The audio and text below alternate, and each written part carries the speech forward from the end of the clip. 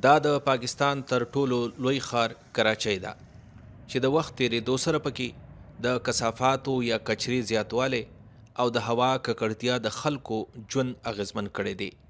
د ښار اوسیدونکي وایي په ګڼو سیمو کې لارې او کوڅې کثافاتو او ګنده اوبو نیولي دي او هر ځای پلاستیکو، کچرې او د خځلو ډیرانونه جوړ شوي دي. په کراچۍ کې ګندګي په هر ځای کې ده، په ټول ښار کې پیلاو شوې ده. وجه یې څه ده چې یو د موږ سرکاري محکمې چې کومې دي هغې صفایي مهم بالکل نشته دی او که راشي 5-6 مهینې میاشتې بعد نو هغې صفایي وکړي، بیا د هغې د لاسه زموږ عوام چې کوم دی هغوی صفایي په خپل هم شعور نشته، سنس نشته چې صفایي ګن راغوځاري د کور نه نو کله په انسان راغوځاري، کله په ګاډي باندې راغوځار کړي. که چې دلته په روډونو کې اوبه ولاړې د ګندګۍ د لاسه کډرې ټولې بندې شوي.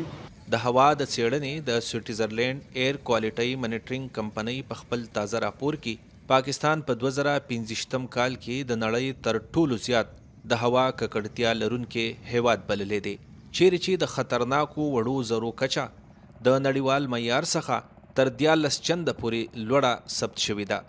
د ریپورت تر مخې چې پاکستان د نورو ښارونو پرتله کراچۍ او لاهور تر ټولو زیات د هوا ککړتیا سره مخ دي.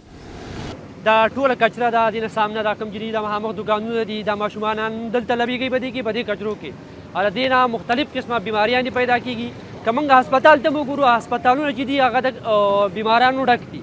که چېرې موږ دغه کوم انویسټمنټ چې موږ په صحت باندې کوو، که چېرې دا موږ په دې صفایي باندې وکړو نو هغه رش هغه ترتیب چې دا به زموږ په هسپتالونو کې هم کم شي. بل چې کوم زموږ لاین کوم اوبه دي که نه هغه هم صفا اوبه نه دي، ځکه چې په دې کې د عامې اوبه مکس کېږي.